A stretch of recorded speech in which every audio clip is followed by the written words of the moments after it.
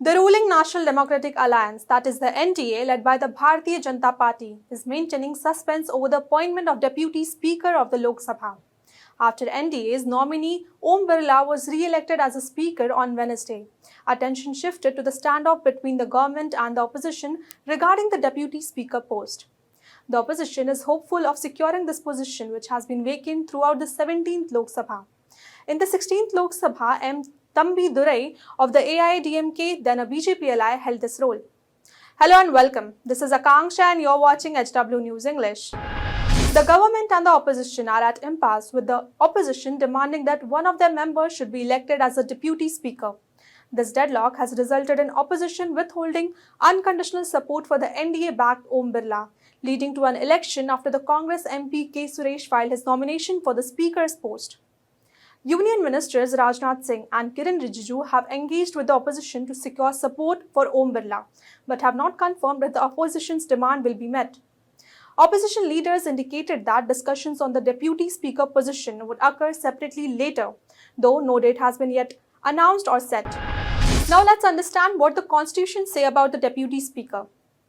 The Indian Constitution, specifically Article 95(1), stipulates that Deputy Speaker assumes the Speaker's duty when the post is vacant, possessing the same general powers during such times. According to the Article 93, the Lok Sabha must elect both a Speaker and a Deputy Speaker, as soon as may be a directive echoed in the Article 178 of the State Assemblies.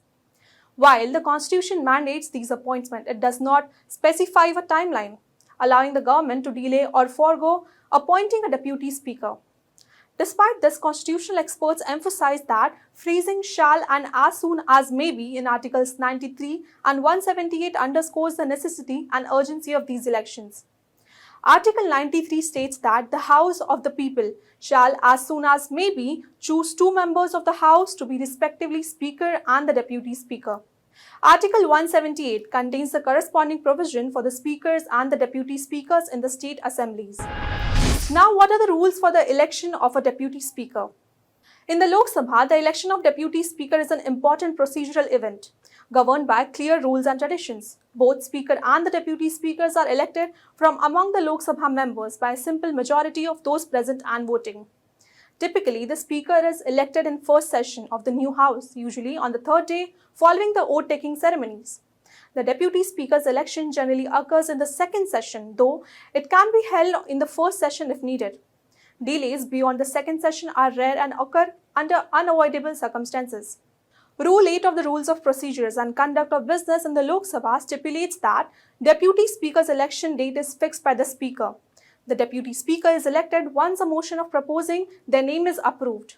They serve until the dissolution of House unless they vacate their office earlier due to ceasing to be a member, resignation or removal by House resolution passed by majority of all members as per Article 94 and Article 179 of the State Assemblies. Now let's discuss the responsibilities, advantages and importance of a Deputy Speaker in the Lok Sabha.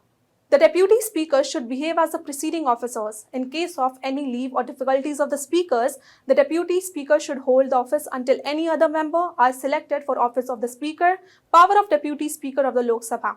Deputy Speakers are the crucial officers inside the Lok Sabha. Generally, they are the second highest rank position of the Lok Sabha.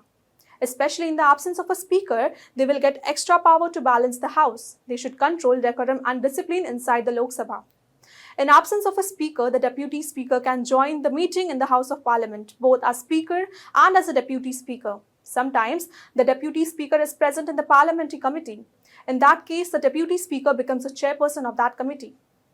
A Deputy Speaker can also get the same legislative powers in case of illness or death of the Speaker. The various administrative powers which are selected for a Speaker can be useful for the Deputy Speaker in absence of the Speaker. The Speaker of the Lok Sabha cannot interfere over the Deputy Speaker. The Speaker has no authority or control to the Deputy Speaker. Instances where Deputy Speaker filled in for the Speaker. In the first Lok Sabha after the Speaker G.V. Malvankar's death in 1956, Deputy Speaker M. Ananthasayanam Iyengar assumed the role until the end of Lok Sabha term.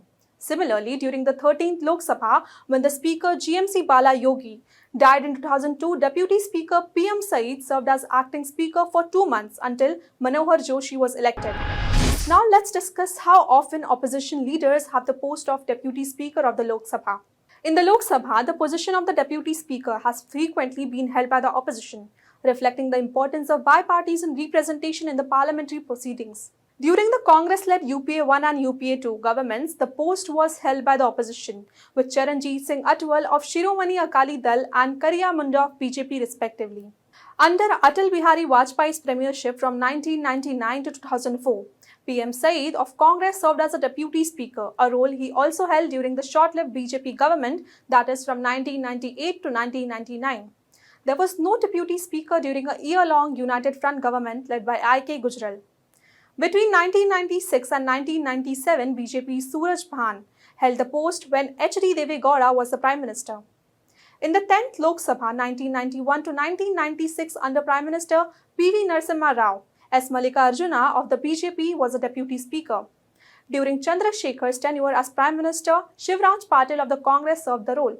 The DMK's G. Lakshmanan held the position from 1980 to 1984 during Indira Gandhi's government. Both parties were Congress allies at that time.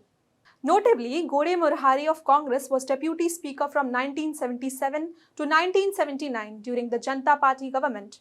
From 1969 to 1977, G.G. Swell of the All-Party Hill Leaders Conference served the role. In the first four deputy speakers from the 1952 to 1969 were from the ruling Congress party. The current opposition is pushing to regain the deputy speaker position, which has been vacant throughout the 17th Lok Sabha. Congress MP Rahul Gandhi has signalled opposition's readiness to support NDA speaker candidate if the deputy speaker post was allocated to them. That's all for this news report. Till then, keep watching HW News English and also download our app HW News Shorts for the latest news and updates. Stay ahead with our cutting-edge news app. Instantly access the latest shorts in just 1 minute and breaking news in just 50 words. Download now for a smarter, faster news experience.